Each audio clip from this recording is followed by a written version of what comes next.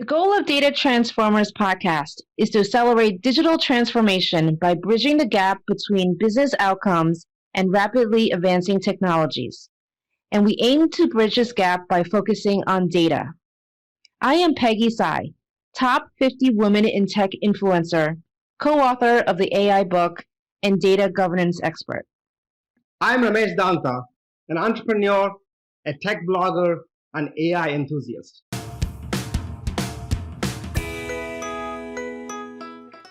Hello, everybody. Welcome to one more episode of the Data Transformers podcast here. And Peggy and I are excited to welcome today's guest, Keyur Desai, who was the former Chief Data Officer of TD Ameritrade with extensive background and experience in data management, data governance, data privacy, anything about data that you can talk about, both from a business aspects as well as data. Keyur, welcome. Thank you very much, Ramesh and Peggy. Nice to be here. Thanks for having me. All right, so let's start straight off with the most recent experience, Keyur, where you have built or maybe already was built, but a CDO organization with a lot of focus on data monetization, data literacy, things that are gaining in importance nowadays. So talk a little bit about your experience there, please. Yeah, so, right now, as you can imagine, most organizations are very technically focused, if you will, on delivering technology solutions into the business. And what I'm finding out there as a norm is that people are now beginning to wake up to the importance of actually connecting the technology solution to the business outcome, right? And so we've been at this for 30 plus years. And typically, we in data analytics team have celebrated when we've got go lives, and we start scratching our heads and start wondering, hey, a year or two later, how come nobody's using our technology that we worked so hard to create? Well, the reality is that we thought this thing was cool, but the people for whom we created this, didn't really have too much input, or not all of the people had input, and what we created didn't really hit the nail on the head, right? And so it's a lot of our data initiatives have been technology-driven initiatives. We need to flip that. And where I began to see success, it began meaning, this idea kind of hit me in 2005 when I was there, burning the midnight oil, missing birthdays, missing anniversaries, and then finding out a year later that, what do you mean nobody's using this? Like, why did I miss the birthday anniversary? It kind of hit me in 2005 that we got to do something differently. I mean, if we truly believe that data analytics can help companies achieve outsized business outcomes, we need to go identify the business people for whom we can create these outcomes, and then work with them to ensure that we align the business outcome with the data and analytics initiative, and we keep that aligned.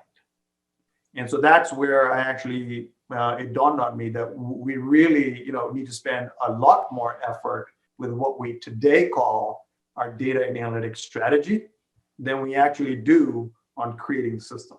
So this was a thought that occurred to me back in 2005. And fortunately, since then, I've had the, good fortune of getting support from my management to further this idea. And now we actually have a name for this thing called data analytics strategy. But back then, we're like, we just need to connect the business side with the technical side. And we've got, I personally have realized that connection between business strategy and data analytics strategy is not an annual thing. It is an all the time thing. It is something where since business strategy is changing so often, so too must data and analytics strategy be ready to change often. And what that means now is that there needs to be a continual process, right? A regular process whereby the business strategy and data analytics strategy are examined and realigned. And that's where what's really worked for me is more of an agile process. So introducing agile to this type of an environment, our technical agile process with sprints and so forth, to where we begin to align business outcomes and co-ideating with the business on what types of data analytics capabilities can be brought to bear to create outsized business outcomes. right? And that has begun to become an all the time thing. And we've actually seen a lot of success in creating an organization that does nothing but that all day long. And once we've done that, the connection between the business side, the business strategy, and the data analytics strategy remains strong, and it remains aligned all the time. That's really fascinating, Keyur. Can you talk a little bit specifically, perhaps type of business problems that you saw as really applicable to applying analytics? Yeah, so, right, and as you know, there's so many different things that can be done with data. You can improve processes, you can improve your competitive position, you can create data products, you can reduce risk and so forth. But it was all just about reporting, and so really the hill we had to climb was to get people to become aware, people on the business side to become more aware of the fact that there is more to data and analytics than just reporting. And the best way for us to do that is to improve executive level and business line level data fluency on what's possible. And more importantly, why is it important that we actually explore these things? Because as Mckinsey will tell you, if you can make the organization more data fluent, you can improve your EBIT by north of 20% on an annualized basis over a 3-year period. You can improve your revenue north of 20% over a 3-year period if you can advance your data analytics capabilities. So that's really the first step in all of this, right? And I don't know that that's different to most of the corporations out there. A lot of the business line executives feel that data analytics is all about reporting and analytics, and they need to become aware of all these other things that are possible. But once they become aware that it's possible, we then need to jointly ideate on how to bring data and analytics into their business strategy. And, over the last 30 years, how is it that we data analytics people have communicated with the lines of business? Well, what we've said is, give me your requirements. Yeah. And that presumes that the business line folks actually understand what is possible with data analytics. Yeah. And if we asked that question 20 years ago, all that was really possible was reporting and analytics. None of these other pieces were possible. So the answer you're going to get back is sort of a 20 to 30-year-old view of what's possible with data analytics. So there's no wonder that most of the folks in business actually think of data analytics as reporting and analytics, right? And so, what this involves is us co-ideating with the business, where we bring together the very person who is responsible for that outcome, right? The person who's responsible for increasing revenue 5%, and making sure that that person is aware of what's possible with data analytics. They don't need to know the specific solutions, but they at least have an interest and know that data analytics can help them in these areas. But if you put that person in a room with the data expert who understands where all the data is, what the latency, what the frequency, what the quality and all that stuff is around the company. Because for some of these use cases that they want, you might have customer data, but if it's not the right latency, it's pretty useless, right? If it's not the right level of quality, it's pretty useless. So put them in the room with that person, put them in the room with the person who has the analytics experience, right?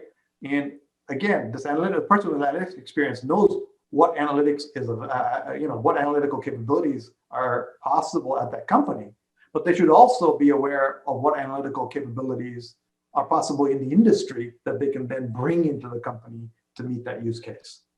You put those 3 people in a room together, who are bound to come out with some amazing ideas, right? And in reality, what ends up happening, right? I saw this personally, is that what ends up happening is you end up coming out with lots of different ideas, not to just solve that particular business outcome, but now imagine all the business outcomes across all the lines of businesses people are trying to achieve. You've got so many outcomes that you're trying to build data analytics solution for. The next problem you have to tackle is, how do I prioritize all this?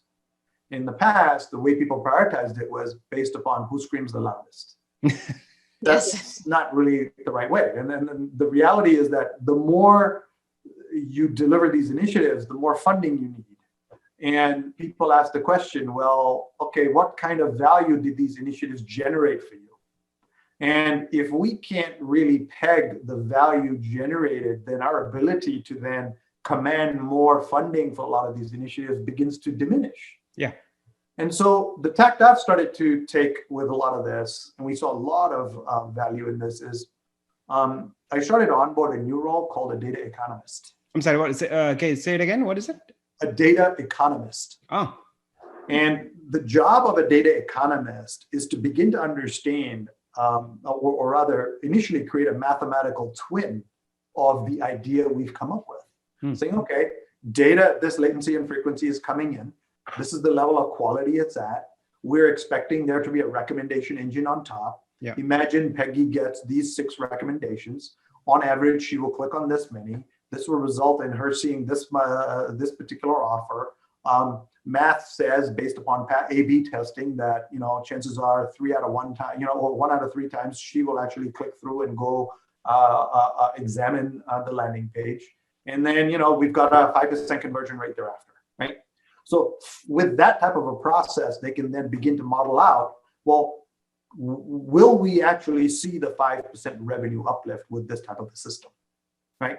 And they can even model in the impact of data quality to revenue outcome.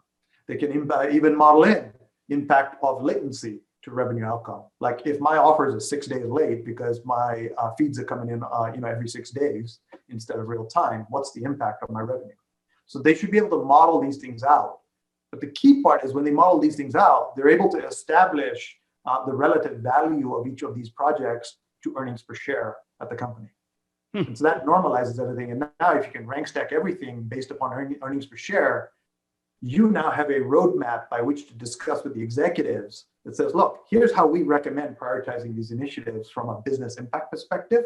So that way it's not scream the loudest, but we've changed a few around, because if we did it in earnings per share priority order, we'd have to rip out some technologies in order to rebuild in a different way. But you want to balance the build out of technology, truly building on each other with earnings per share. And that's your real roadmap. But a good starting point is now at least I know the rank stack order in which you could gain monetary value for the company. So that's been sort of a game changer. Having that new role. It's something that I personally started to lobby for back in 2005, and we finally started to make some inroads, and I saw tremendous success. And it's actually allowed us to say, okay, here is the value this role has generated. And that when we go to ask for more funding, all of a sudden it becomes a no-brainer, because we're very clear on the impact we've had. And that's been a huge challenge for data analytics initiatives in the past. So when you have a clear metrics there, right? You're talking about the clear metrics and dashboard that you could show that you can get the budget. Exactly, clear, a dashboard that clearly shows the value established, the projected value, as well as value in hindsight when we come back and say, okay, how did we do? Right. So the job of a data economist is twofold: be in these meetings to help establish the mathematical probabilities. I mean, do you think it's even likely that this whiteboard idea is going to generate the 5% increase in revenue? Right. Leave that to the data economist. But then turning that around and saying, hey, did we actually achieve these goals? So it's a dashboard that does both.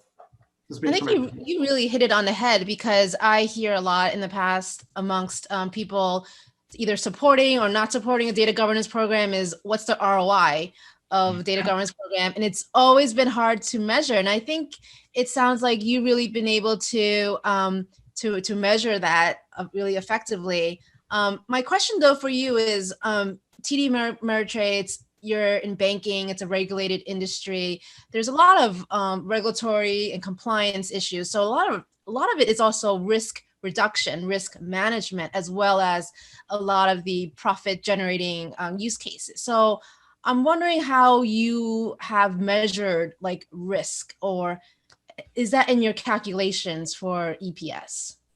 Absolutely.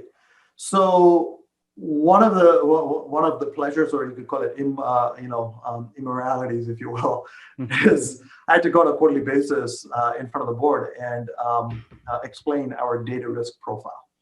Mm-hmm. Okay, and this was part of the presentations with the data risk committee. And our board was very interested in data and the impact it had on all types of risks: credit risk, market risk, operational risks, and so forth.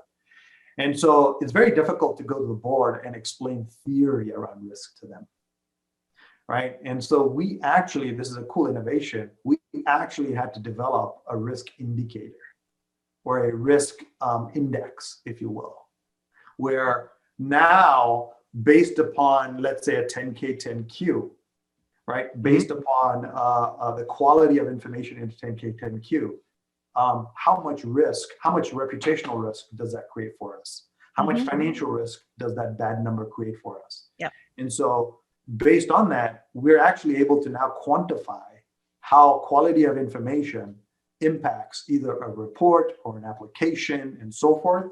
And in turn, how that application and the bad quality of information in it impacts credit risk, market risk, operational risk, financial risk, and all these other risk profiles, right?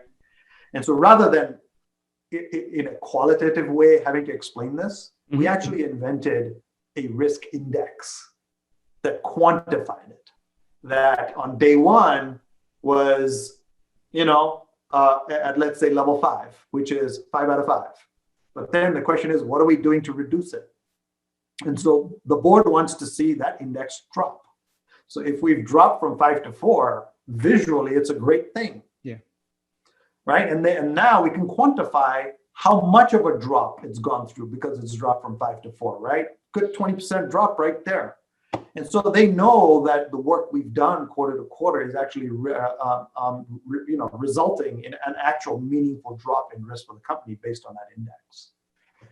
So that was a cool invention that was created by the team. That's cool. I think you should have, if you haven't already, you should have patented that. Risk index. If you know any good lawyers, let me know. Yeah. Hey, Keyur, you actually went through the role of a CDO in a very progressive sense. In a sense, many companies wish that that it could be done that way, right? So you've gone, but you talked about practice having done that, right?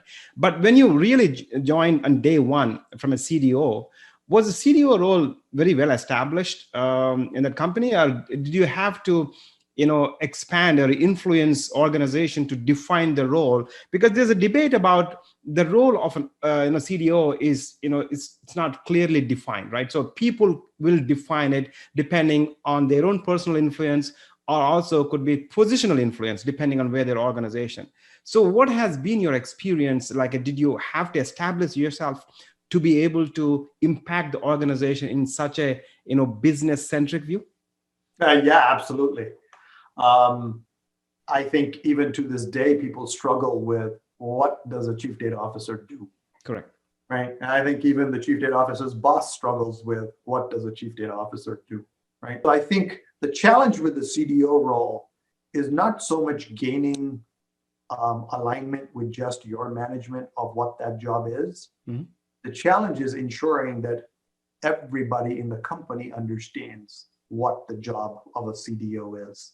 Otherwise, you are quickly going to become inundated with everything the company needs. And now you're talking about decades worth of pent-up demand on all types of things and all kinds of ideas that have occurred. And it's just a big, huge snowball coming your way at that point. So that I don't know that that's a unique challenge amongst CDOs. That's something that everyone struggles with to this day. Is what's a typical CDO mandate? And honestly, what's starting to appear is that you've got CDOs that focus on data governance purely. Mm-hmm. You've got CDOs that focus on analytics purely. And then you've got every type of CDO in between. You've got now data science type CDOs appearing. You've got AI type of CDOs appearing. And then you've got CDOs that own the whole gamut. Right. And so, I don't know what the right answer is here with regards to what a CDO ought to do, except for one thing, which is figure out a way to create value for the organization. And the best way to create value is to first understand the business drivers and then translate in a collaborative way those business drivers into whatever domain you've been hired to take care of. I think that's great advice, Keyur. And I think it's actually interesting to talk about your progression to TD Ameritrade. And I think anyone that looks at your LinkedIn profile, your history, you certainly come from a different industry or more on the vendor side. So MicroStrategy, Cognos, Informatica. I think people would love to hear a little bit about what you did in those roles and perhaps how that shaped you to being a chief data officer today. Yeah, that's a very, very good question. I gave it a lot of thought before kind of making the transition out of a software company. I mean, I got my start at a software company, right? At a company that's still near and dear to my heart, MicroStrategy, small, 6-person company when I joined it. We were a consulting firm. Wow. We went bankrupt and then we rose again the very next day as a product company. And now look at it, right? Went public, 3,000 people, was sort of the darling of the dot-com days, had difficulties thereafter, and it's still there, right? Where all its competitors have gotten acquired, it's still there holding its own. So I'm very proud of having started there because we started in a time when there was no such thing as data and analytics. We were trying to change this thing called executive information systems into becoming more democratized. Yeah. Right. Before you had to go to, a DBA, and the DBA would end up creating a report for you, and you'd have to wait in line. It'll take you months to get your report, if not weeks. And and it was okay because the pace of business was not that fast back then.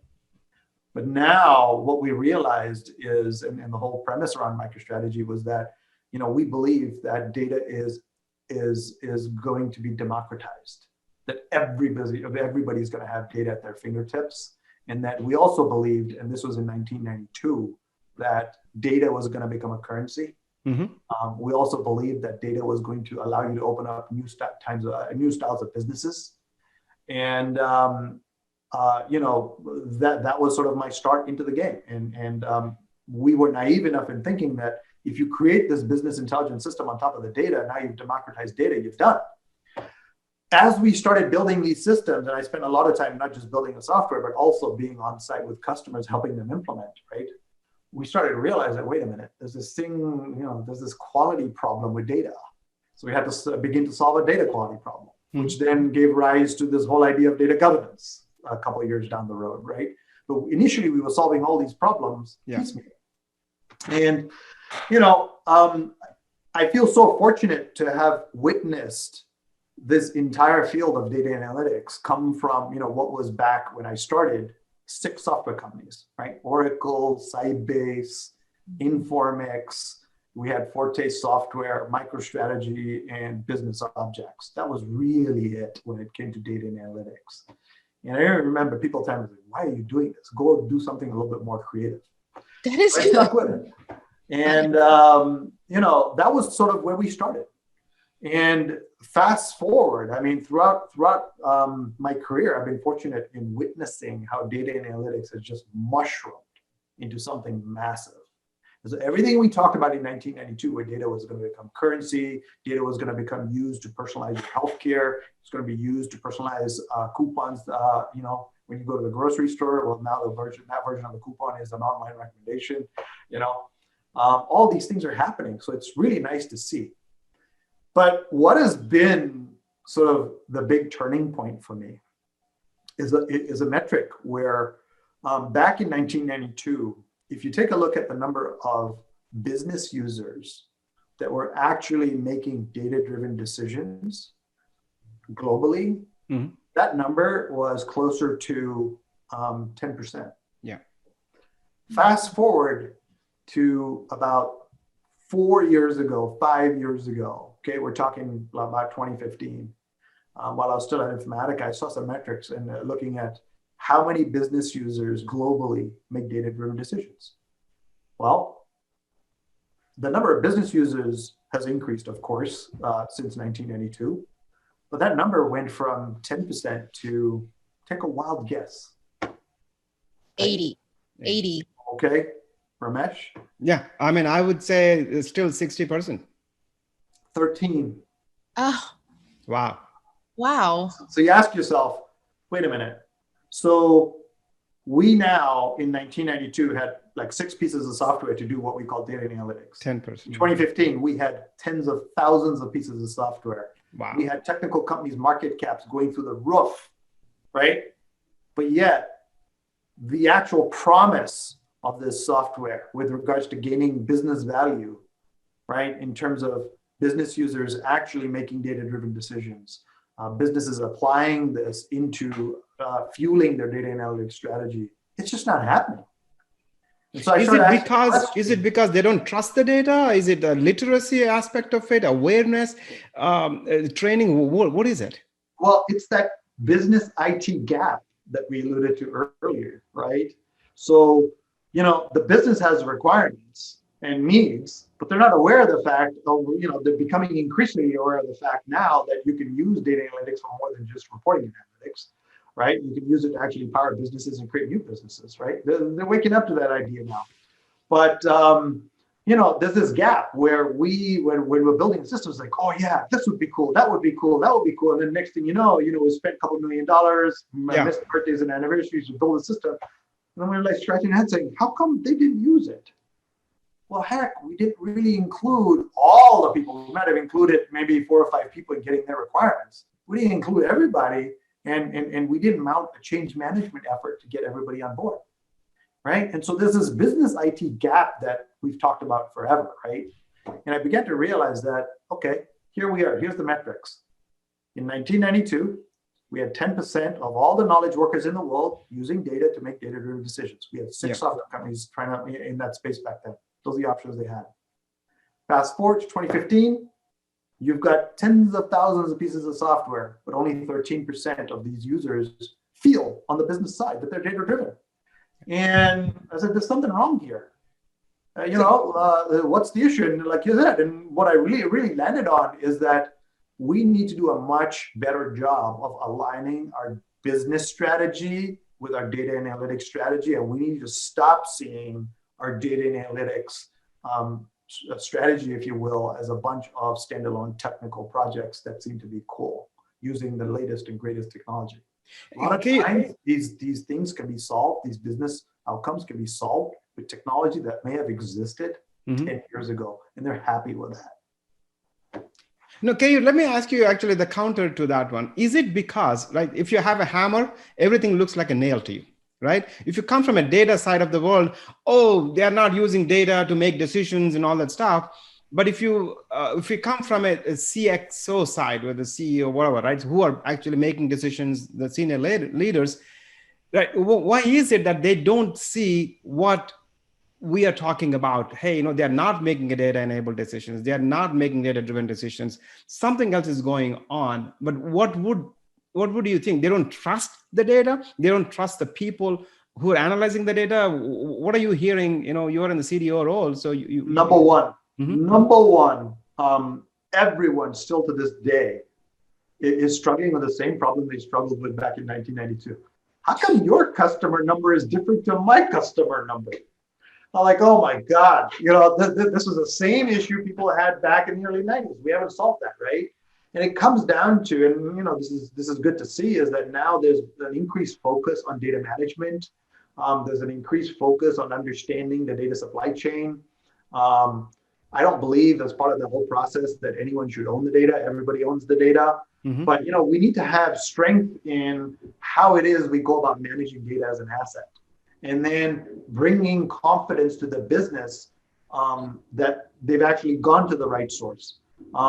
Upskilling the business to be able to learn a new set of vocabulary around data, that the term revenue has a very different meaning to the term regional revenue, right?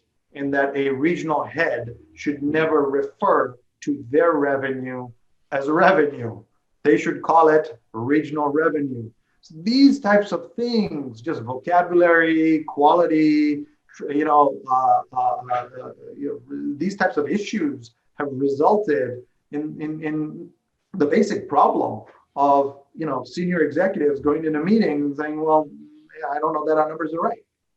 So we haven't solved that basic problem, but I'm encouraged to see that there's an increased focus in trying to solve it, with the advent of data catalogs, with the advent of better data governance processes.